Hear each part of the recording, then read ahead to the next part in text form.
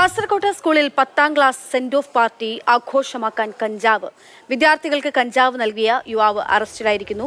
സാരംഗ് സുരേഷ് വിവരങ്ങളുമായി ചേരുകയാണ്. സാരംഗ്, ഈ ലഹരിയുടെ അമിത ഉപയോഗം, രാസലഹരിയുടെ ഒഴുക്ക്, അതിനപ്പുറത്തേക്ക് ലഹരി ഉപയോഗിച്ചിട്ടുണ്ടാകുന്ന അതിക്രമങ്ങളും കൊലപാതകങ്ങളും ഒക്കെ വല്ലാത്ത അവസ്ഥയിലാണ്. ഓരോ ദിവസവും വരുന്ന വാർത്തകളൊക്കെ നാട്ടിൽ. വീണ്ടും 10ാം ക്ലാസ്സുകാർക്ക് കഞ്ചാവ് നൽകുന്ന യുവാവ്. എങ്ങനെയാണ് ഇത് കാര്യങ്ങൾ കണ്ടുപിടിക്കപ്പെടുന്നത്? എന്താണ് നടപടി? അക്ഷയ, ഇത്രയും ഭീകരമായൊരു വാർത്ത വരുന്നത് കാസർഗോഡ് നഗരത്തിനകത്ത് നിന്ന് തന്നെയാണ്. കാസർഗോഡ് നഗരത്തിനകത്ത് സ്ഥിതി ചെയ്യുന്ന സ്കൂളിലെ 10ാം ക്ലാസ് വിദ്യാർത്ഥികളുടെ സെന്റ് ഓഫ് പാർട്ടിയുടെ ഭാഗമായി കുട്ടികൾ കഞ്ചാവ് ഉപയോഗിക്കുന്നു എന്ന രഹസ്യ വിവരം കാസർഗോഡ് ടൗൺ പോലീസിന് ലഭിച്ചിരുന്നു. അതേ തുടർന്ന് കാസർഗോഡ് ടൗൺ പോലീസും എക്സൈസ് സംഘവും ഒരുമിച്ച് നടത്തിയ പരിശോധനയിലാണ് കുട്ടികളുടെ ബാഗിൽ നിന്നും കഞ്ചാവ് പൊതികൾ കണ്ടെടുത്തത്. പിന്നീട് നടത്തിയ പരിശോധനയിലും കുട്ടികളുടെ ചോദ്യം ചെയ്യലിലുമാണ് കളനാട് സ്വദേശിയിൽ നിന്നുമാണ് കുട്ടികൾ കഞ്ചാവ് വാങ്ങിയത്.